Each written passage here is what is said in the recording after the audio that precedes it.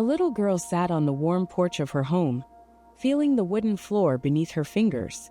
She could sense the vibration of footsteps as someone passed by, but she couldn't see who it was. She turned her head sharply, straining to hear something, anything, but the world remained eerily silent. She loved the feeling of the morning sun on her face.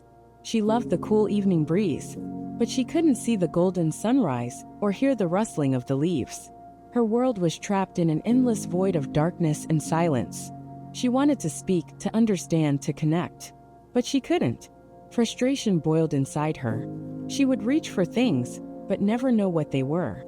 She felt lips moving, people trying to talk to her, but their voices were lost in the vast emptiness she lived in. There was no way to express herself, no way to understand the world around her.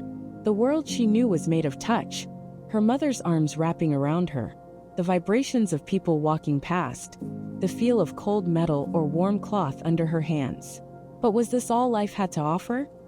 Inside the house, the little girl was in a rage.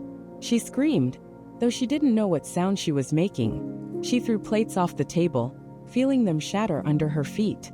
She kicked at the chair, grabbed her mother's dress and pulled. She wanted something, but what? She didn't know how to ask for it. Her family watched helplessly. She had become wild, uncontrollable.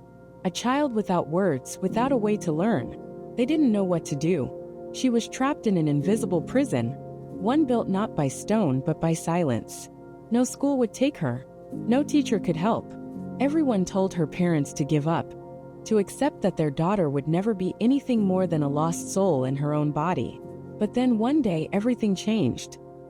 She didn't know why, but a new woman had come to the house.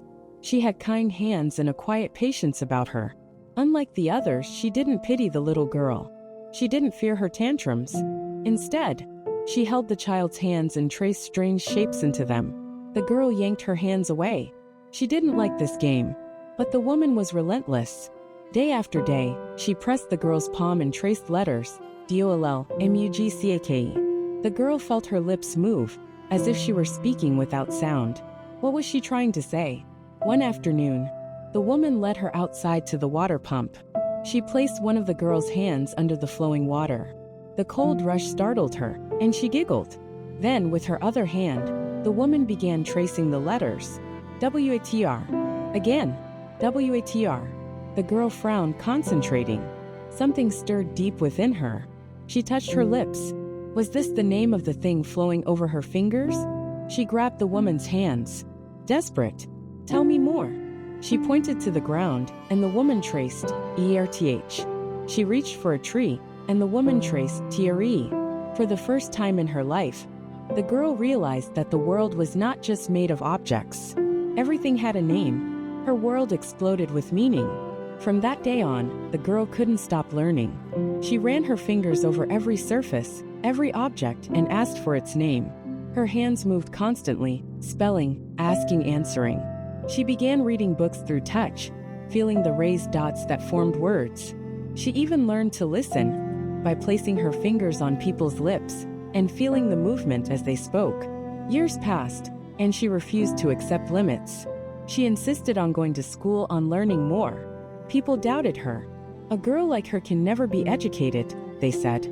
She proved them wrong. Against all odds, she went to college, wrote books, and stood in front of audiences delivering speeches, not with her voice, but with the power of her words. She showed the world that disability was not inability. Many years later, a woman stood before a crowd.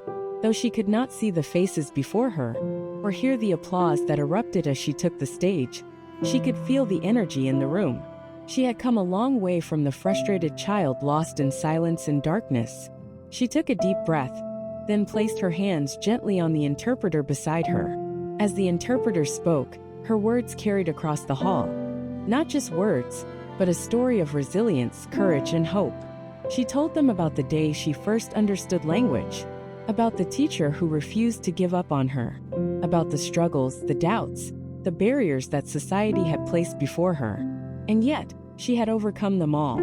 A student of life, a fighter against all odds, she had gone on to earn a college degree, write books, and advocate for the rights of those who, like her, had been underestimated. She could not see the standing ovation before her, but she could feel the vibrations of feet stomping, of hands clapping. She could feel the love, the admiration, the respect. And as she stood there, she knew that she had done what so many thought was impossible. She was not just a survivor. She was Helen Keller, and she had changed the world. A girl once thought to be unreachable, a child who had been locked away in her own mind.